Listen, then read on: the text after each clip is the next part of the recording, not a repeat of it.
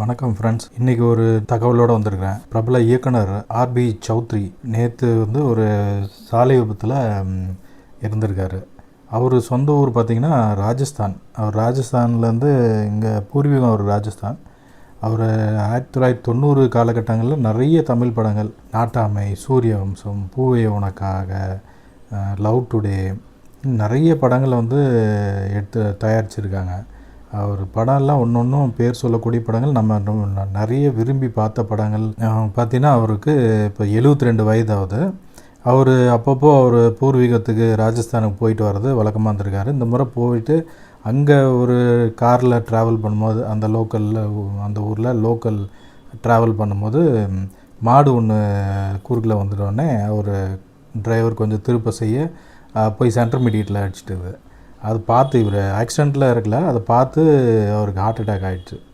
Heart அட்டாக்கில் அது ஸ்பாட்லேயே இறந்துட்டார் அப்படிங்கிறது தான் இந்த செய்தி. இவர் கிட்டத்தட்ட இப்போ பார்த்திங்கன்னா 98 படம் முடிச்சிட்டாரு. அடுத்து 99வது படம் விஷால் இயக்கி நடித்திருக்கோம் மகுடம்னு ஒரு படம். 100வது படம் விஜய் இயக்கலாம் அப்படின்னு சொல்லி பேச்சுவார்த்தையும் பண்ணிகிட்ருக்காரு. இந்த சமயத்தில் இந்த மாதிரி இவங்க சன்னு தான் பார்த்திங்கன்னா நம்ம ஜீவா, அப்புறம் ஜித்தன் ரமேஷ், நீங்கள் பார்த்துருப்பீங்க. ஜித்தன் ரமேஷ், ஜீவா, சுரேஷ், ஜீவன் அப்படின்னு சொல்லிட்டு 4 பசங்க இருக்கிறாங்க. ஆக்டர்ஸ் நிறைய பேர் அவருக்கு இரங்கல் செய்திகள் தந்துட்டுருக்காங்க.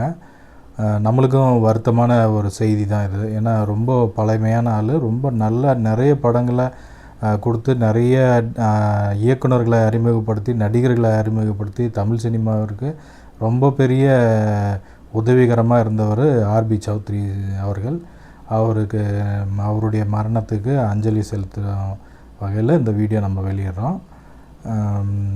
மீண்டும் அடுத்த ஒரு வீடியோவில் உங்களை சந்திக்கிறேன். அதுவரை விடைபெறுவது உங்கள் ஜேபி. நன்றி, வணக்கம்.